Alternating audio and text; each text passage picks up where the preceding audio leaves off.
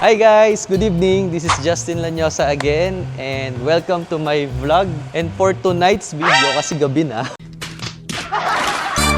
pupunta kami sa Tower 4. So galing kami sa Tower 1 and this is our passageway para maiwasan natin yung ulan kasi medyo may bagyo ngayon eh. So pupunta tayo ngayon sa Tower 4 dun sa isa sa mga investments ko here in Fame Residences para ma-check natin yung unit na pinapa-renovate ko. And ayun, para makita nyo lang yung progress ng pinapa-renovate ko na unit. Kasi that unit is intended for Airbnb business and plano ko siyang gawing, yun nga, rental business. Hindi naman siya personal use. So, ayun, papakita ko sa inyo yung progress, yung retiling din na ginawa ng mga contractors natin and yung gumawa ng unit ko. So, sit back, relax, and relax. Let's go! Guys, ito yung elevator lobby ng Tower 4. So guys, ito yung elevator lobby ng Tower 4. Tingnan nyo, i-unbox pa siya. Oh. So, bagong-bago pa kasi. Bagong turnover pa lang tong Tower 4 na to. And yung unit natin is on the 17th floor. Actually, dalawang unit natin dito sa Uy, sana all! Tower 4. Isa sa 22nd, tsaka isa sa 17th. So yung 17th pa lang yung in progress pa lang. Matanong ka lang, bakit nga pala ang dami mong kinukuha dito sa Fame at hindi Wala lang, gusto ko lang mangolekta ng properties. Hindi, syempre, magandang question yun kung ba't ang dami kong kinuha dito. Hindi naman super dami. Kumbaga multiple investment lang kasi nakita ko yung demand dito sa area for Airbnb business. Medyo malakas naman. And talagang totoong malakas ang Airbnb business dito. And also, maganda rin siya for personal use kung meron mga naghahanap ng properties in the metro. As in, nasa gitna to ng Metro Manila. Kaya ngayon guys, medyo quiet lang tayo kasi horror to. Hindi guys, medyo matahimik lang tayo ngayon kasi marami ng mga natutulog na unit owners. And biglaan lang to na visitation dun sa unit para makita natin yung unit mismo. Yung air mats ko tumatawa guys. So i-cover natin yung unit number kasi data privacy guys. Data privacy. So, unit niya ay huwag kayong maingay masyado, guys. So, ito guys, yung unit number 2. So, ito yung isa sa mga investment ko. Guys, by the way, this is in Fame Residences. Kaya, sit back, relax, and bubuksan natin yung buksan mo na ilaw. So ito guys, major renovation yung pinagawa ko dito. So tara, welcome to our unit. Welcome to our humble abode. So, ayan, for this unit, as you can see, medyo magulo pa. And we've done some major retiling talaga dito sa unit na to. As you can see, iba na yung tiles niya. Before kasi, porcelain tiles yung ginamit dyan. And merong mga matte tiles din na ginamit na color flesh ba yun. Pero itong unit na to, from floor to ceiling, pina-retiles ko siya. Kasi gusto ko ma-achieve yung hotel style niya. And before to ni-retile ng contractors, they made sure na talagang maingat din yung pagwa-waterproofing nila. Kasi medyo malalim yung yung waterproofing nila. So, konting back lang sa tiles. Talagang matatamaan yung waterproofing. So, before tayo magpa-renovate, as a responsible unit owner, kailangan din i-check natin sa baba kung affected ba sila dun sa leak, kung meron mang magkakaleak. Kasi nagkaroon muna ng flood testing to bago nila ni-retile. So, God is good. Wala namang effect sa baba yung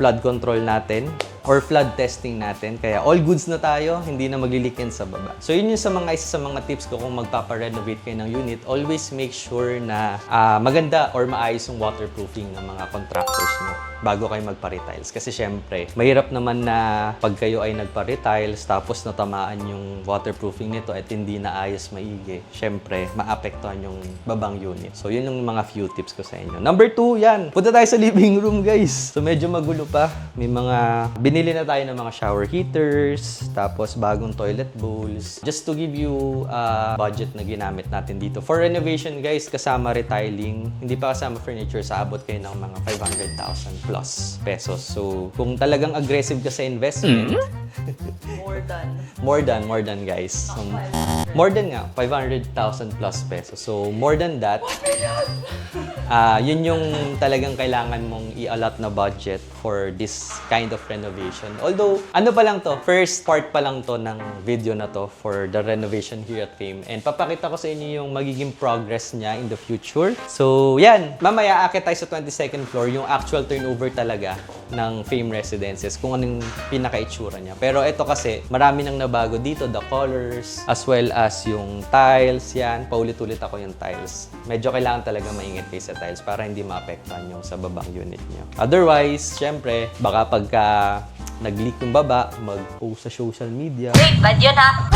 So guys, ngayon mag-groundbreaking na tayo. So yan. Kailan yung estimate na matatapos ito? August. Ayun pala, hingi lang ako ng tips. Anong tips mo sa mga unit owners na para may iwasan nila yung mga problems sa unit? Problems? Oo, yung Syempre, mga- before turnover, before signing the clearance, you have to check talaga. Like, Oo. kung working ba yung water, electricity, Correct. and also kung may time sila to do flood testing again, yun yung talagang standard. Pero syempre yung mga ibang owners, parang alam mo yun, pag excited ka, gusto mo na turnover na agad. Pero yun na talaga yung dapat gagawin ng mga unit owners, mga bagong unit owners.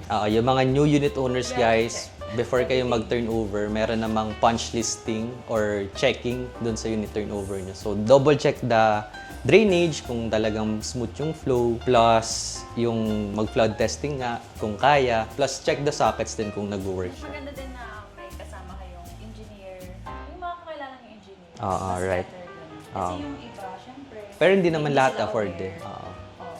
Yun lang. Para in the future, hindi tayo magkakaroon ng concerns. Plus, of course, guys, yung unit is dapat, yun yung advice talaga ng management sa amin ng property management office na dapat every day, at least 2 to 3 hours bukas yung window nyo para meron natural ventilation yung unit ng airflow. Kasi kapag kulob yung unit, guys, ang tendency nun, magkakaroon siya ng possible leak marks or moisture. Siyempre, kapag kulob yung unit, different types of weather dito sa Philippines, init, lamig. So, siyempre, what do we expect? Magkakaroon siya ng mga, yun nga, moisture. Tapos, it might create molds na pwedeng sumira talaga sa woods, dito sa ceiling, and sa walls. So, yun lang yung mga few advices namin as one of the unit owners here din. As one of the condo unit owners here in the Philippines. And just to share with you guys, matagal na kaming condo living din. Siguro more than 3 years na. And sa mga steps din or mga advices na binigay sa amin ng property management office, sinusundan talaga namin siya. And God is really good. Never pa namin na-experience yung leak. Never pa namin na-experience yung molds. And yung humidity naman dun sa unit is very low lang kasi meron kami mga pinaprovide din na mga items. Ano ang tawag doon? Yung anti-humidity. Yeah, actually, may mga molds din, lalo sa season na ngayon. Dahil it's really humid. Humid sa Paano mo makakontrol yung humidity ng unit? Maglinis ka lang. Maglinis, guys. Maglinis ka lang.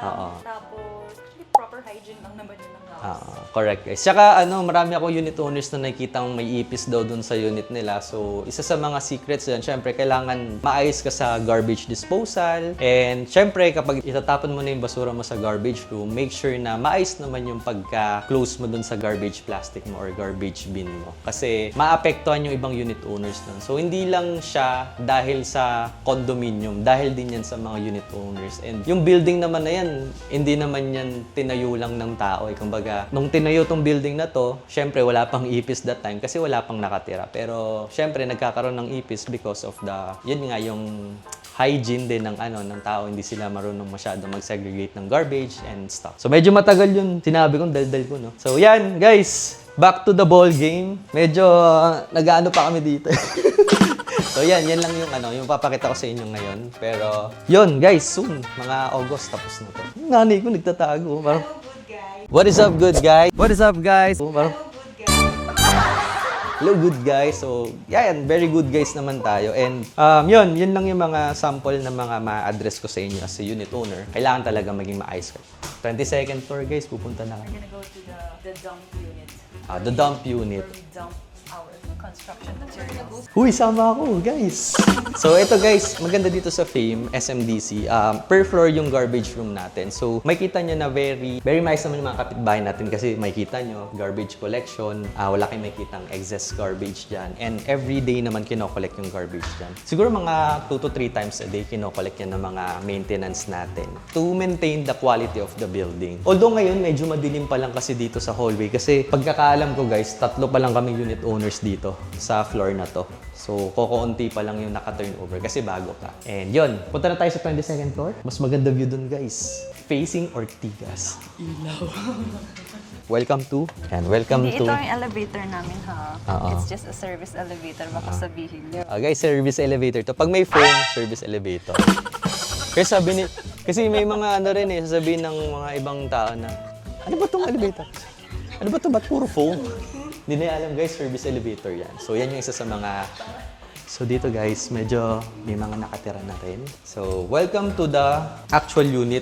Ganito actually i-turn over ni SMDC yung mga actual unit dito sa Fame. So, upon turnover, meron na siyang kitchen cabinet na kasama, meron na rin siyang countertop and base cabinets. Kasama na rin tong cooktop, although makikita nyo medyo madumi kasi naging stock room to ng mga contractors natin. So, yung ibang stuff sa baba na binaklas na or dinisassemble na, dito na nila nilagay. So, tara, pasok kayo. So, ito yung actual tiles din niya pagka turn over ni SMDC. Nakaano naman siya, porcelain tiles na. Although medyo maarte kasi ako sa tiles, pinapilitan ko siya. And sa toilet and bathroom naman, ganito yung tiles niya. So, medyo matte yung tiles niya. Ano bang tawag sa tiles na to, Ron?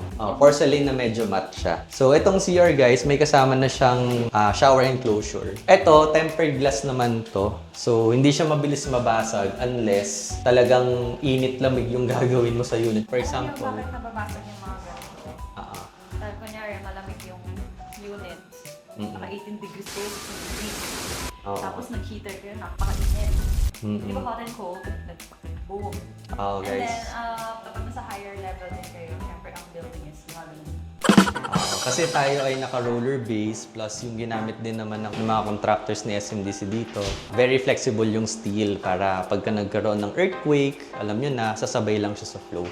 So, guys, meron kaming ganito. 3 years na namin siyang ginagamit and never naman nabasag unless mababasag talaga siya kung babasagin mo or nabagsakan ng something na mabigat. So, yan lang just to address some of the issues na nakikita din namin sa groups din. So, yan. Just to take care of this, guys. Ulitin namin na kailangan yung unit nyo, bago kayo siguro mag-shower, pahupain nyo muna yung lamig ng unit. Kasi kung gagamit kayo ng hot shower, lalo na sa mga hindi sanay sa lamig, mag-iiba yung temperature nito. Tapos, yun yung isa sa mga possible tendency kung bakit pwede siya mabasag. So, ganun yung glass, di ba guys? And sa living area guys, pasensya na. May mga binibenta ako dito Kamay po. Pamay na lang po yung shower set natin guys. Pamay na lang po. Hindi, baka nandito. So guys, ito, medyo nagdi-dispose din ako ng mga pinaglumaan. Hindi naman siya luma guys, bagong-bago pa to. Galing pa to sa, itong shower. Namay na pala guys nung camera woman natin. So, magla-live muna tayo. Ito guys, shower enclosure. Ito guys, kasama to siya sa turnover nung isang unit namin. Pero, pinatanggal ko siya kasi iba yung shower enclosure na gagamitin. Kasi, meron ako ibang style na gusto gawin. Medyo maarte lang. And, this is one of the blockbuster here. The sought-after view dito sa Fame Residences. So, this is the Ortigas view. Yan. So, makikita nyo, meron food park sa Gedli. Yan yung food park na maganda.